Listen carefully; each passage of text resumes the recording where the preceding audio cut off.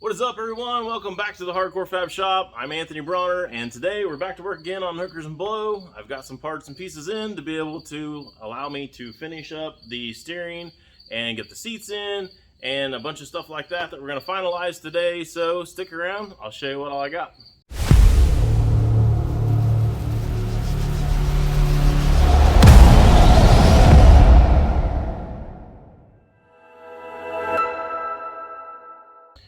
Alright, I wanted to give you guys a quick look at the master cylinders. Well, just one actually on there right now. There'll be another one on there beside it, but kind of get an idea of what that looks like. There'll be plenty of room around that bar.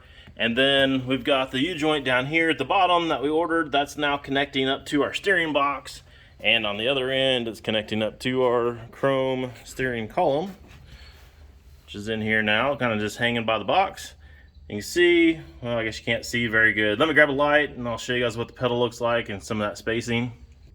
All right, try again here. Now you guys can see the pedal a little bit better. You still can't see the bracket. It's total pain to get up in there. So you just have to kind of picture that in your head from the last video. But you can see the column just kind of hanging there by the steering box, and I've got a little piece to connect it to the bottom of the dash. So this is our piece for the steering column. It's going to bolt it to the bottom of the dash. So it's just going to kind of go up here like that, kind of obviously around the steering column. So that'll be pretty easy to mount. That's not a big deal. So we'll knock that out real quick. And then you start doing something with these seat bases down here. So our little seat base here is actually pretty slick right off the bat, because at the front we've got 8 inches worth of depth inside of it, and in the back we've got 6 inches. So we've already got quite a bit of room in there that I think we can use for storage. So that's going to be pretty nice to be able to have that. And I'm thinking that we need about 6 or so inches worth of room underneath the seat to go down from the seat to the base.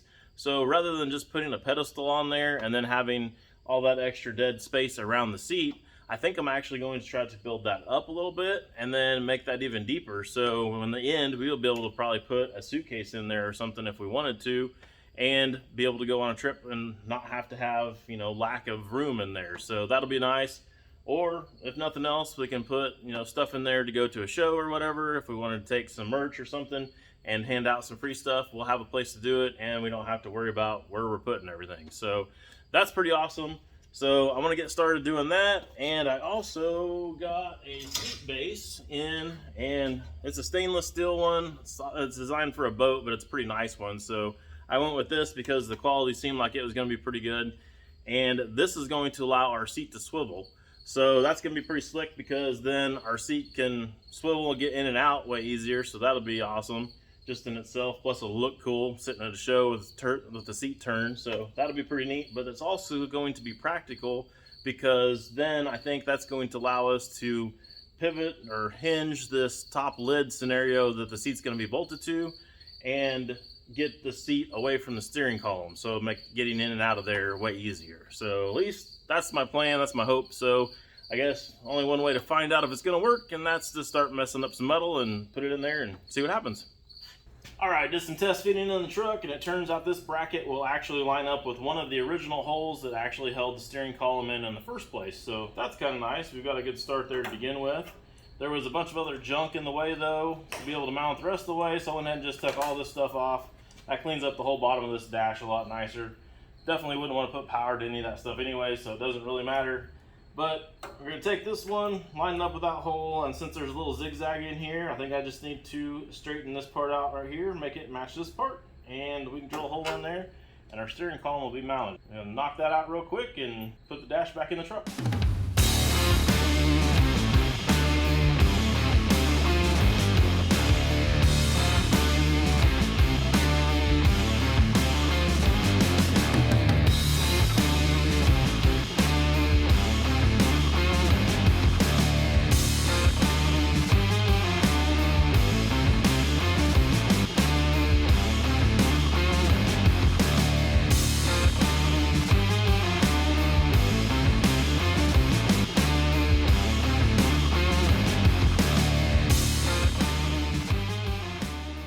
Alright, so our first step to be able to get this raise going on the seat base here was to cut that lip off so it looks pretty clean and everything. Next, we come up with some 4-inch strips of metal, and threw a 1-inch break in there, so now they're 3 inches taller than what it was to begin with. And then Connor's over there with the shrinker, and he put the shrink in right here like this so it'll match the contour of our base. So now we can sit here and weld those up. And of course I can't get that to balance perfectly on another piece of sheet metal, but it'll fit in there just like that, and that'll be pretty cool. Let me show you what he is doing over there so you guys get a little better idea of how that shrinker works and what it kind of does.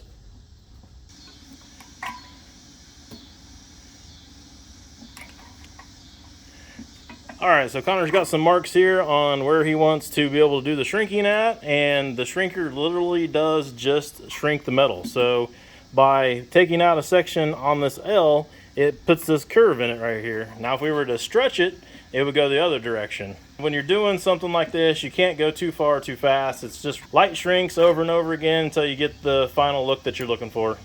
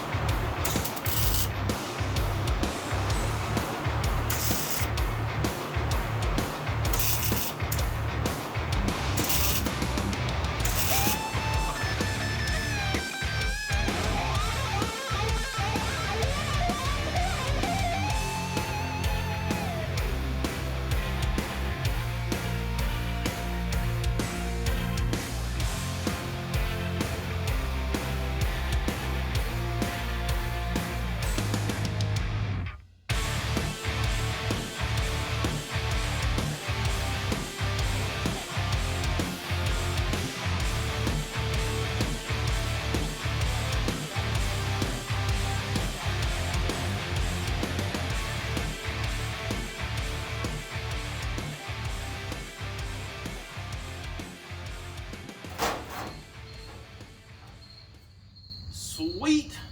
That is looking good. I totally like that. That's gonna work. Now I still need to weld this on right here and finish that all off and have that all kind of looking good there. But before I do that, I want to go ahead and get a cup holder in here. Got these lines already drew out here. The cup holder is going to end up in this area right there. Definitely want a cup holder, and I don't know if I'm going to need that panel out to be able to get that to be finished out right. So I'm not going to do that just yet until I go find a cup holder. I'm probably going to chintz out and just go to salvage yard and find something that's already pre-made. And I also need to come up with some plywood that I can lay over this area here for a lid or seat base or whatever you want to call it. Anyways, I want to use plywood because it's not going to sit here and rattle, and it's also going to be easier to wrap. I can just wrap some stuff around there, some vinyl around it, some leather or whatever, and then just staple it on the back side, so that'll be pretty nice. It's also going to be lighter weight. If we have a piece of sheet metal here or a piece of metal period here, it's going to have to be a little bit heavier duty because you're going to have a person sitting on it and bouncing up and down the road. So if it's not supported really well or not a pretty decent size thickness of material, it's going to get all bent up, where a piece of 3/4 inch plywood is going to hold up pretty good. So I'm pretty set on the plywood thing, so I'm going to go ahead and try to go find some real quick, and we'll come back and finish this up.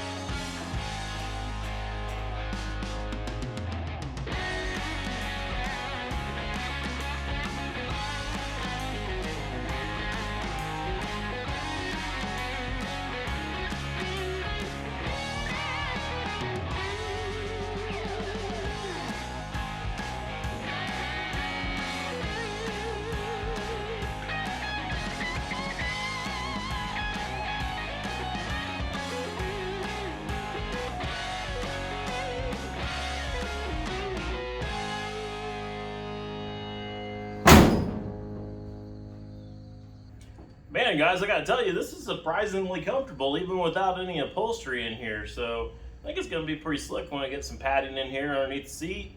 Go ahead and get everything all painted and slicked up inside here. Wrap our little boards that we just did with some vinyl or some leather or something.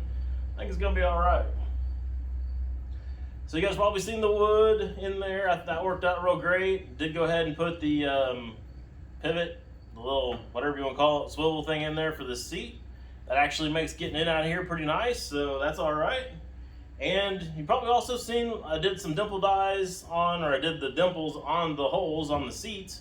We actually did those with a 3D printer.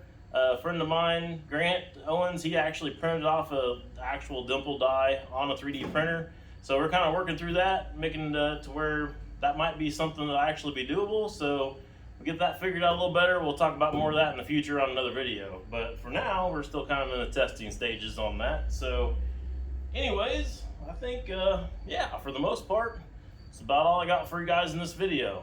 So probably see you next time. Oh yeah, real quick before I go though, the votes are all in on what to do on the bedsides on the truck. And overwhelmingly, everybody had the same idea, or for the most part, same idea of what to do back there. And I started gathering up some stuff to make that happen. And I think the next video is going to be pretty sweet when we get to do that. So make sure and keep an eye out for that one, because you're not going to want to miss it.